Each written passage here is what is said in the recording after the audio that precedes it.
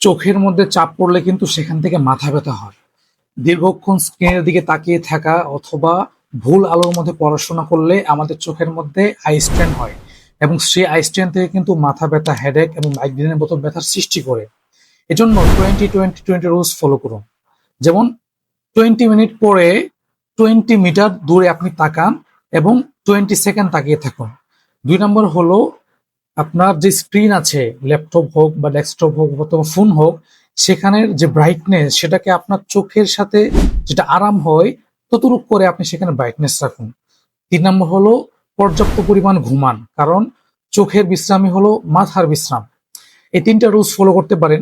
তারপরেও যদি মাথা ব্যথা হয়, ওষুধ না খেয়ে একটা ভেজা তোয়ালে কিছুক্ষণ ফ্রিজের মধ্যে রেখে ঠান্ডা করে তারপর এটা মাথার মধ্যে দিলে মাথা ব্যথা কিন্তু অনেকাংশে কমে যায়। অথবা আরো স্মার্ট সলিউশন হলো একটা হেডেক রিলিফ ক্যাপ, এটা বাজারে কিনতে পাওয়া যায়। এটা যদি কিছুক্ষণ ফ্রিজের মধ্যে রাখা হয় তারপর এটা মাথার মধ্যে দিলেও কিন্তু মাথা ব্যথা কমে যায়।